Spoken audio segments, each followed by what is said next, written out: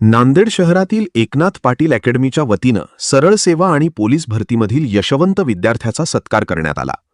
शहरातील एकनाथ पाटील अकॅडमीच्या वतीनं सरळ सेवा व पोलीस भरती परीक्षेत यश संपादन करणाऱ्या विद्यार्थ्यांचा सत्कार समारंभ उत्साहात पार पडला।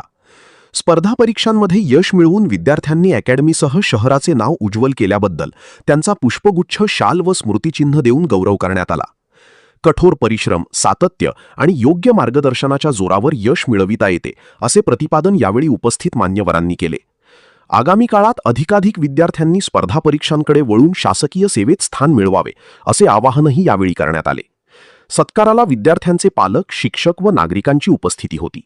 यशस्वी विद्यार्थ्यांनी आपल्या यशाचे श्रेय पालक, शिक्षक व अकॅडमीच्या मार्गदर्शनाला दिले।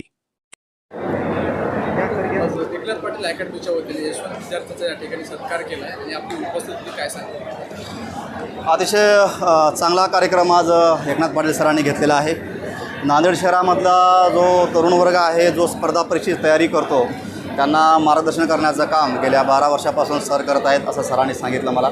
आणि यावर्षी अतिशय चांगला निकाल या अकॅडमीने दिलेला आहे। जवळपास 100च्या आसपास मुले वेगवेगळ्या जिल्ह्यामध्ये पोलीस झालेले आहेत आणि त्याचप्रमाणे 11 मुलांची PSI म्हणून निवड झालेली आहे। तर नांदेड शहरातील सर्व तरुण विद्यार्थ्यांना माझं हेच आव्हान असेल की आपण शैक्षणिक क्षेत्रामध्ये प्रामाणिकपणे प्रयत्न करावेत। वेगवेगळ्या क्षेत्रामध्ये अतिशय चांगल्या संधी उपलब्ध आहेत, त्या संधीचं आपण सोनं करावं, चांगलं मार्गदर्शन घ्यावं आणि या आज निवड झालेल्या मुलांचा आदर्श घेऊन आपण देखील आपलं करिअर घडवावं। चुकीच्या गोष्टीकडं, वेगवेगळ्या व्यसनांच्या पाठीमागं न धावता, गुन्हेगारीच्या मागं न धावता आपण स्वतः अभ्यास करावा, मेहनत करावी आणि या मुलांनी आज यश संपादन केलेलं आहे, तसं यश आपण संपादन करावं। जय हिंद। मागच्या 2 ते 3 वर्षापासून जे विद्यार्थी सतत स्पर्धा परीक्षेमध्ये पोलीस भरती, तलाठी, ग्रामसेवक, PSI या पदाच्या तयारी करत होते आणि शेवटी शासनाच्या जागा निघाल्या आणि या जागा भरपूर निघाल्या, त्यामुळं या विद्यार्थ्यांना हे यश मिळालेलं आहे। खऱ्या अर्थानं त्यांच्या यशाचं चीज आज झालेलं आहे। आम्ही त्या यशाबद्दल त्यांचा सत्कार, त्यांच्या पालकांचा सत्कार केला।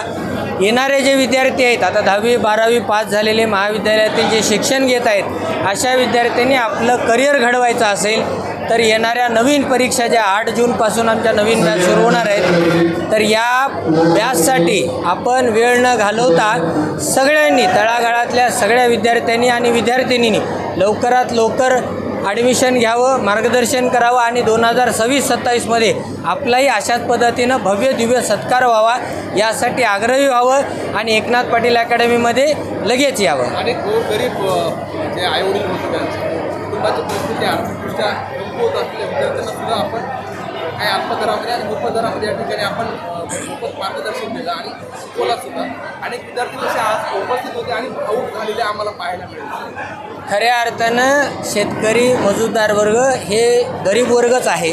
या विद्यार्थ्यांना शिक्षण देणं त्यांच्या आईवडिलांना अखेरच्या जिचेरीची गोष्ट आहे।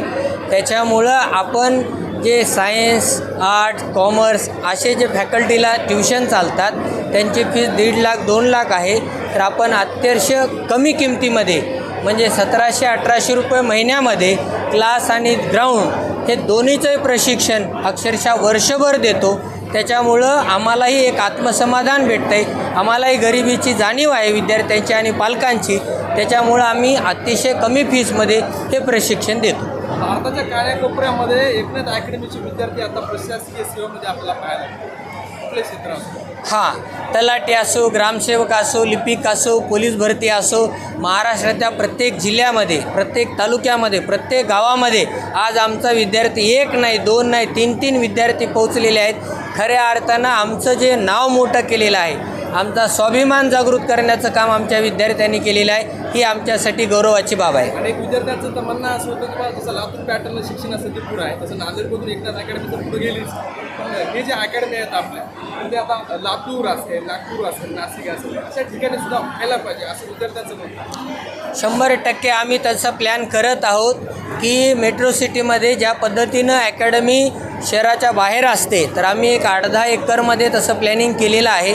तिथंच राहण्याची व्यवस्था, जेवणाची व्यवस्था, अभ्यासिकेची व्यवस्था आणि खऱ्या अर्थानं निसर्गाच्या वातावरणात जे गुरुकुल पद्धतीचं शिक्षण होतं ते पुन्हा आम्ही एक 2027-28मध्ये आम्ही विद्यार्थ्याच्या समोर घेऊन येत आहोत.